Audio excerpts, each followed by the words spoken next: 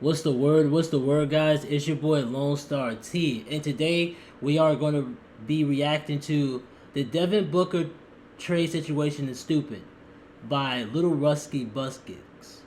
I know I just butchered the fuck out of his name because of my fucking list, but don't worry about that. But basically, it's just him explaining on why the Suns are not trading Devin Booker and why this is such a shitty decision on them not rebuilding.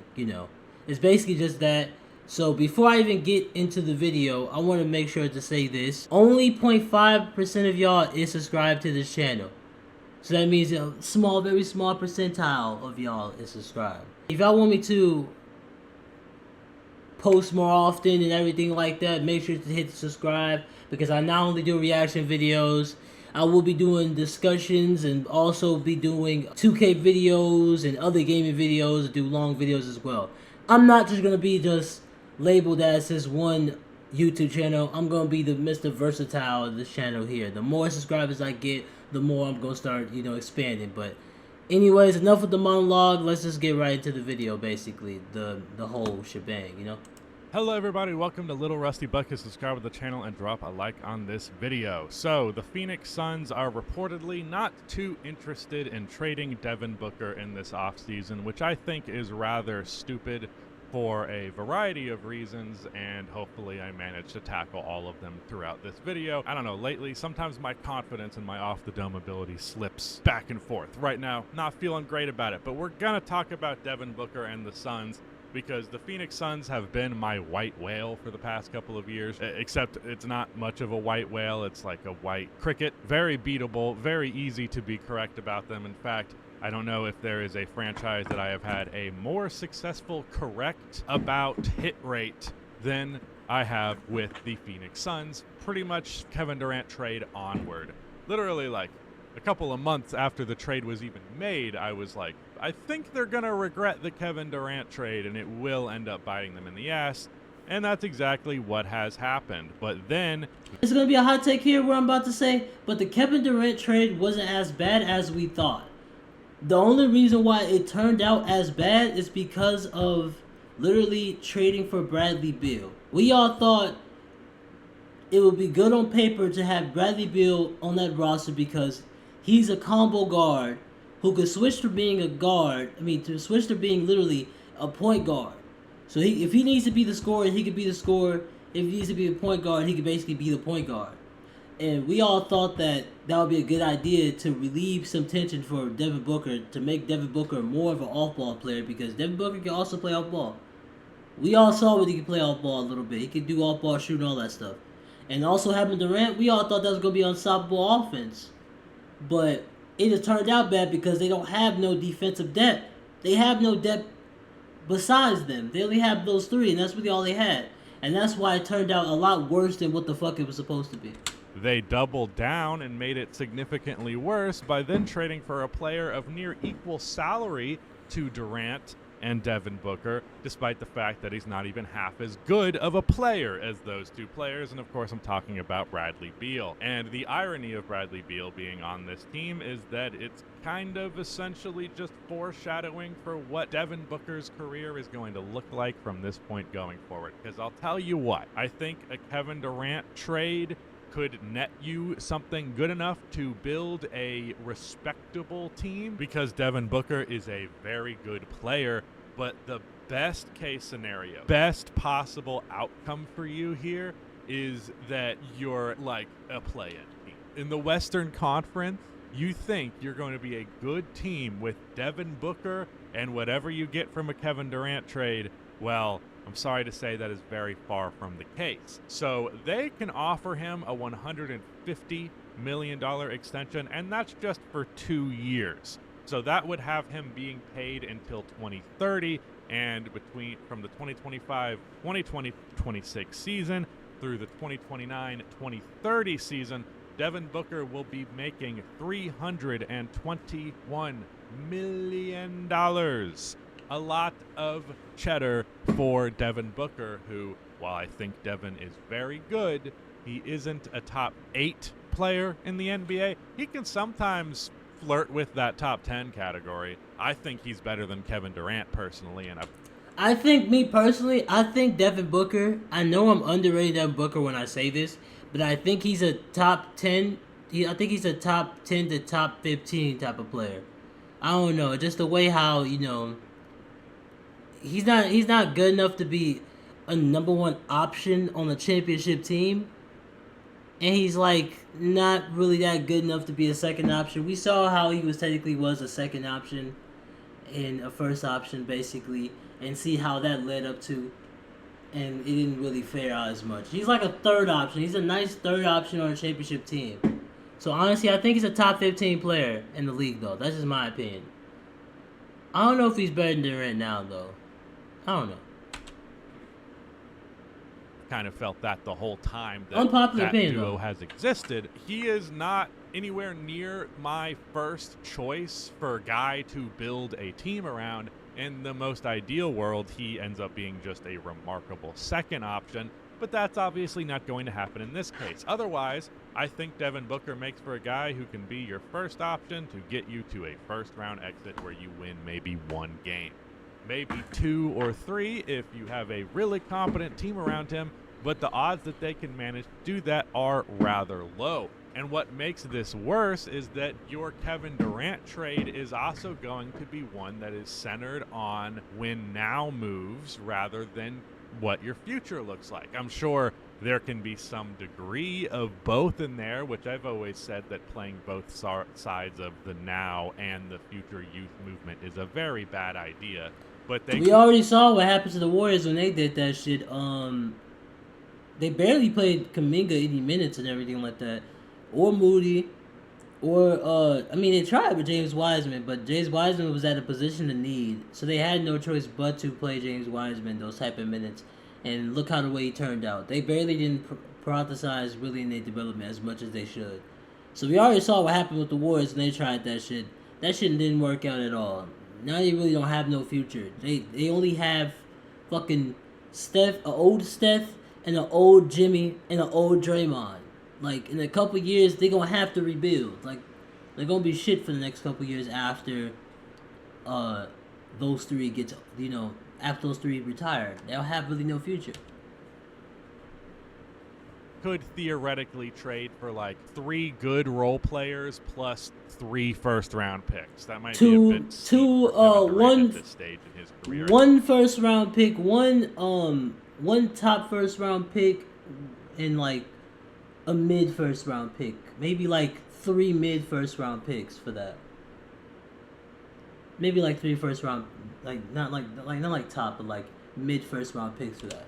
His age with his salary level, but hey, maybe you could pull something like that off. But even still, wouldn't you be incentivized to trade those picks again as you have to this point to further bolster this roster? Or are you accepting your mediocrity and then just hoping, praying that with those picks you get out of the Kevin Durant trade, you can turn the franchise around by drafting someone special, even though those picks probably will not be particularly high in the lottery, especially in the short term? It doesn't make a lot of sense to me. Really, the only reason that you hold on to Devin Booker in this instance is that you're just fully confident that there is no way to turn this team into a remotely good, respectable, and worth seeing in person team until 2030. So you are essentially, and a lot of this because of their lack of their own draft picks, but you are essentially saying we have committed to being mid for a very long period of time. That is what re-signing Devin Booker after trading Kevin Durant would look like. I'm very staunchly anti half measures. Shout out my boy Mike from Breaking Bad. No half measures. Not trading Devin Booker is a half measure. Trying to retool this roster is a half measure.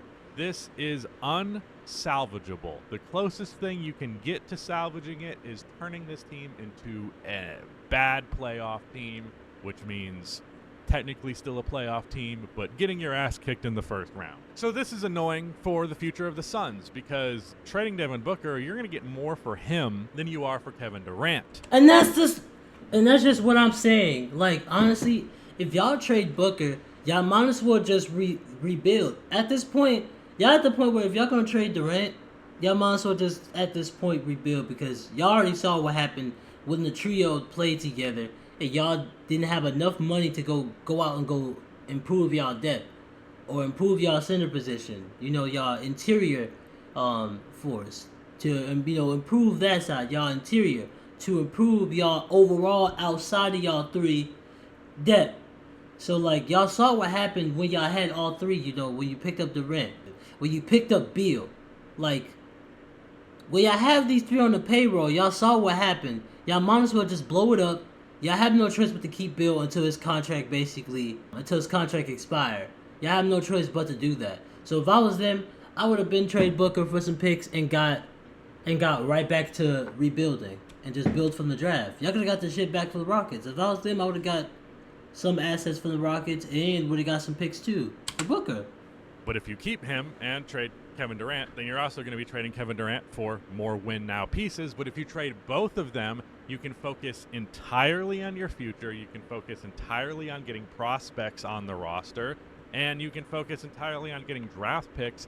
You can also, if you play your cards right, trade back for some of your own first-round picks.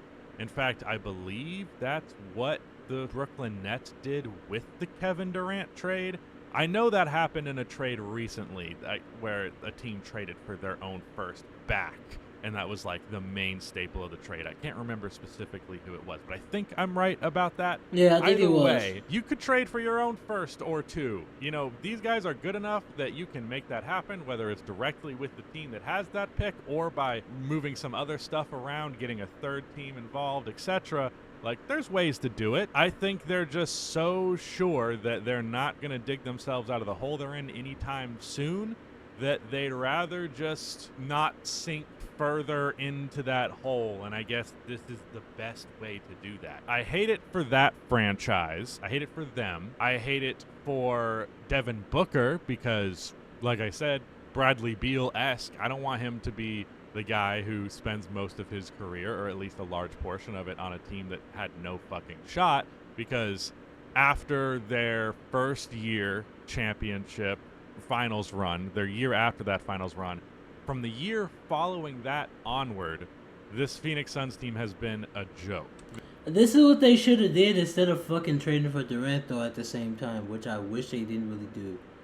Was instead of that, we already know Chris Paul was getting old and everything like okay, the series before leading up Durant getting traded, you know, we saw how Chris Paul basically was declining and how Luka was just having a good time with that team. If I was them, I would have been focused on getting the right roster around Booker instead of trying to add more star power around him.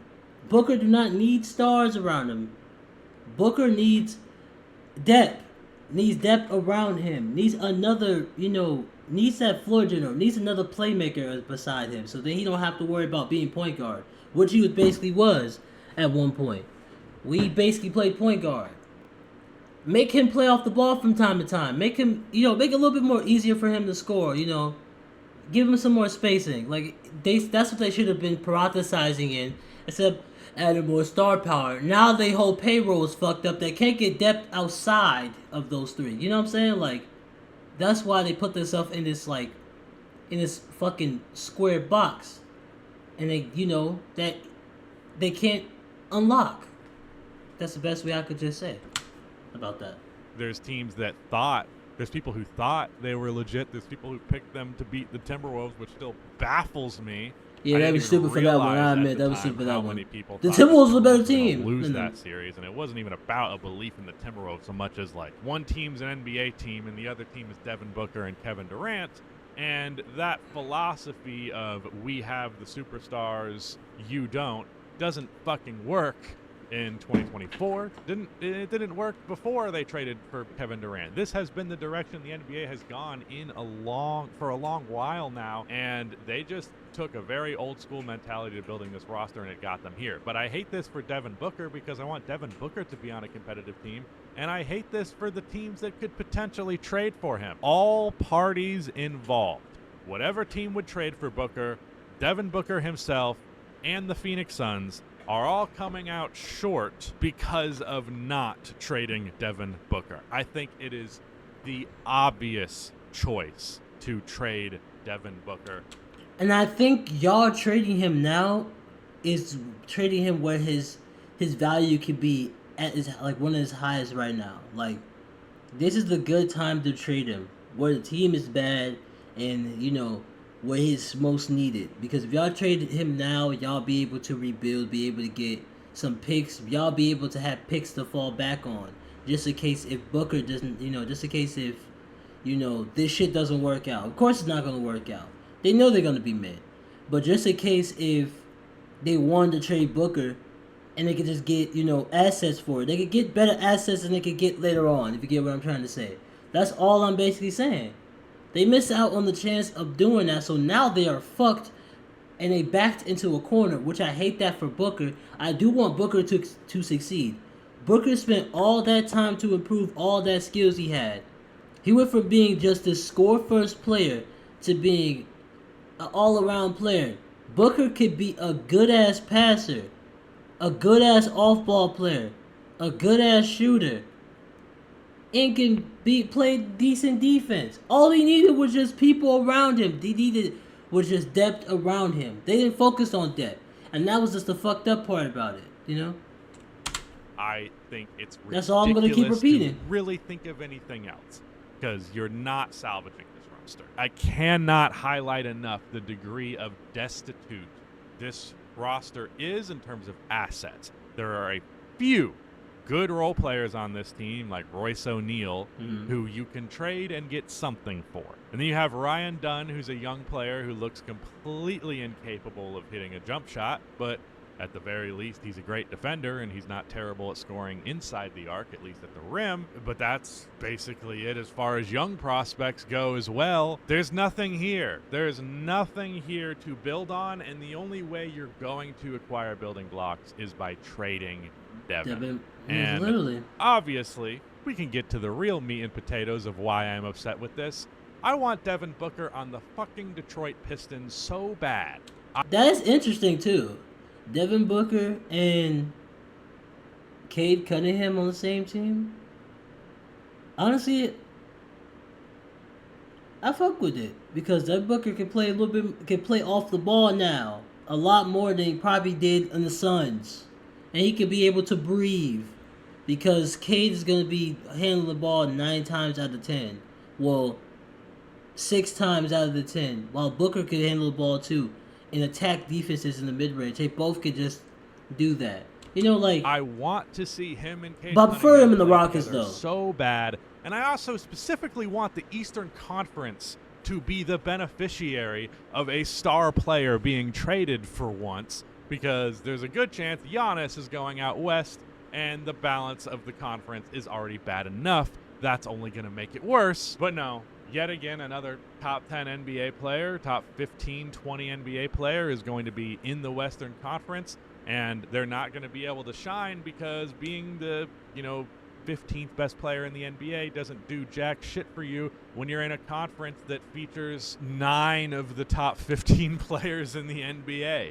It's kind of ridiculous. Fuck the Phoenix Suns. Fuck Matt Ishbia. Oh, I need to get more hands-on. That's the problem. That was the problem, Matt. You didn't have enough influence. That was the problem. And, that's why I think that would conclude the whole entire video about that. Basically, what I have to say about that is pretty much that they should rebuild, and that's just the whole shebang behind that. That's just the whole thing about it. Their rebuilding will make their team and their future a lot more better. So now they won't have to basically start from scratch without no picks and everything like that, and have to be horrible without their picks. But that's what I gotta say about that. I will drop the link to the video down below if you want to watch the video by itself. I pretty much would do that. And I appreciate whoever watched this video and everything like that. Make sure to subscribe, and I am out.